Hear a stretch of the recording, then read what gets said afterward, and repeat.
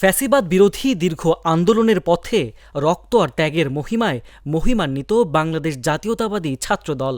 জুলাই অভ্যুত্থানের আগে থেকেই সামনের কাতারে থেকে একের পর এক হামলা মামলা শিকার হয়েছে সংগঠনটির নেতাকর্মীরা।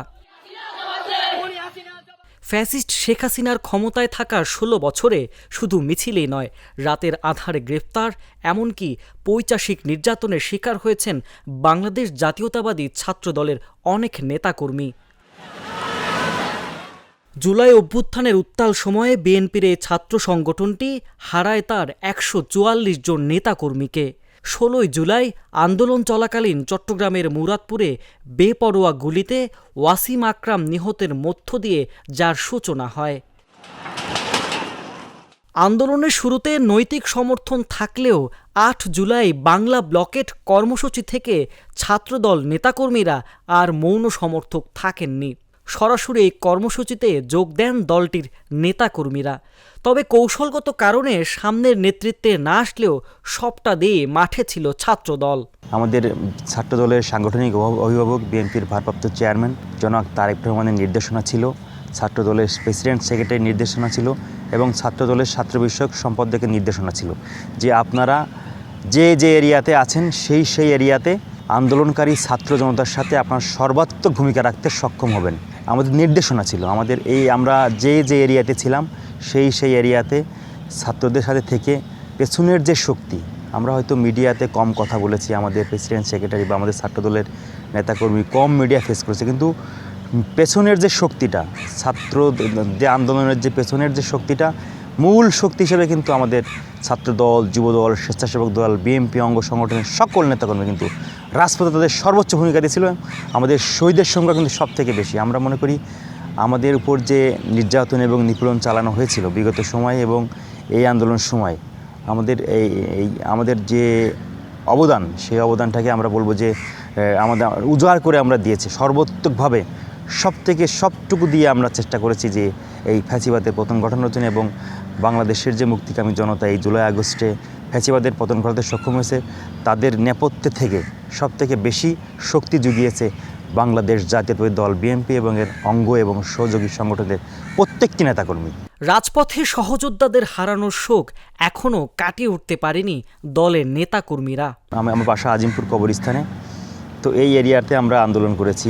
New market, science lab, Dhaka university যখন বন্ধ হয়ে গেলো তখন আমরা এই এরিয়াতে আজিমপুর মোড়, new market, science lab, Nilkhet এই এরিয়াটাতে আমরা আন্দোলন সংগ্রাম করেছি। কারণ ওই সময় তো আমাদের ফোন চেক করা হতো, তারপরে এক জায়গা থেকে আর এক জায়গায় চেকপোস্টে যাওয়ার জন্য কষ্টকর, পুলিশ অ্যারেস্ট করতো, হামলা করতো ছাত্রলীগ, আমলীগ।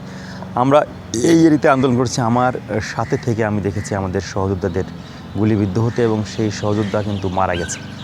লাশ আমরা ঢাকা মেডিকেল কলেজে একদিন পরে খুঁজে পেয়েছি এবং সেই লাশ আমরা আজিমপুর কবরস্থানে দাফন করেছি। এই যে বীভৎসতা, যে নির্মমতা আমরা দেখেছি,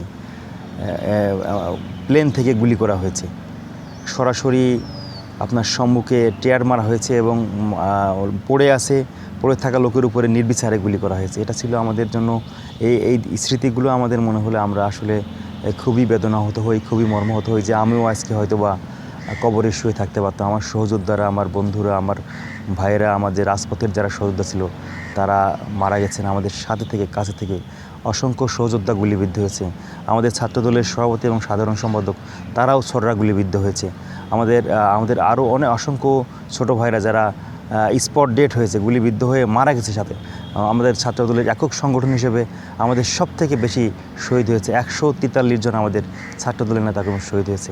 জুলাইয়ের ১৯ তারিখ চোখের সামনে ৩ সহযোদ্ধার গুলিবিদ্ধ হওয়ার সাক্ষী হতে হয়েছে ছাত্রদলের এই কেন্দ্রীয় নেতাকে। আমরা ওই দিন ১৯ তারিখে নিউ মার্কেটে ছিলাম, আজিমপুর কবরস্থানের ওই গেটটাতে, শাহনাজ হলের সম্মুখে। ওই দিন আমাদের সামনেই গুলি করা হয় এবং ৩ জন গুলিবিদ্ধ হয়েছিল। তো আমার বন্ধু ফিরোজ, ওর কাকা কামরাঙ্গীরচর যুবদলের কর্মী ছিল, উনি ওই দিনকে আমাদের সামনে থেকে গুলিবিদ্ধ হয়ে মারা গেছিলো। এই বিষয়টা আমাদের সাথেই মিছিলে ছিল, খুবই আমাদেরকে কষ্ট দেয়, না দেয় যে ওই গুলিটা আমাকে লাগতে পারতো, আমিও মারা যেতে পারতাম।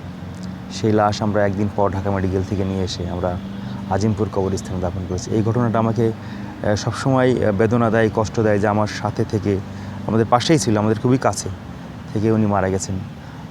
এটা আমাকে খুবই মানে মাঝে যখন ভাবি তখন মনে হয় যে না, এই গুলিটা আমাকে লাগতে পারতো বা আমি মারা যেতে পারতাম, বা আমার কাছে যারা ছিল তারাও আরেকজন মারা যেত, কিন্তু একটু দূরত্ব হওয়ার কারণে সেই লোকটা মারা গিয়েছে।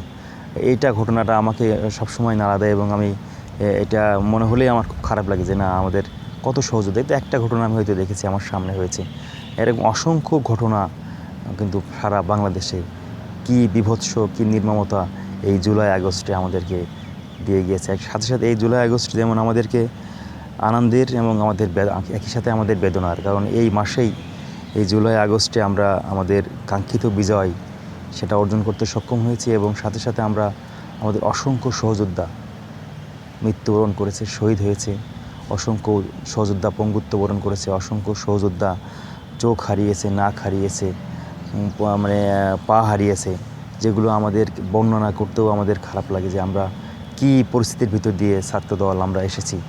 আর এটা তো জুলাই আগস্টে আন্দোলন গিয়েছে, বিগত দিনেও 14, 15, 18, 24 যে আন্দোলনগুলো হয়েছে আমাদের উপরে একেবারে সর্বোত্তক দমন নিপীড়ন চালানো হয়েছে। আমাদেরকে অসংখ্য নেতাকর্মী আমাকে গুম করা হয়েছে, খুন করা হয়েছে, এবং কি মানে একটা নয়, মানে অসংখ্য, আমাদের নিউ মার্কেটের আমাদের সহযোদ্ধা বাপ্পিকে 19টা গুলি করা হয়েছিল।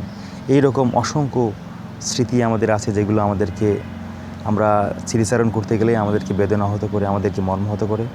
আমরা এই জুলাই আগস্ট মাসে আমাদের সকল শহীদদের আত্মার মাগফিরাত কামনা করছি, এবং আগামীতে সুন্দর বাংলাদেশ বিনির্মাণ করার জন্য এই শহীদরা জীবন দিয়েছে, আমরা তাদের স্বপ্ন এবং লক্ষ্য পূরণের জন্য রাজপথে থেকে ছাত্রদল কাজ করে যেতে চাই, এটাই আমাদের প্রত্যাশা। আন্দোলনের আধার পেরিয়ে এখন আশার আলোয় পথ চলা। ছাত্রদলের চোখে স্বপ্ন এখন একটি, আর তা হলো একটি গণতান্ত্রিক বাংলাদেশ, যেখানে রাজপথের ত্যাগ কখনো বৃথা যাবে না। রাশেদ জায়খান, জাগো নিউজ, ঢাকা।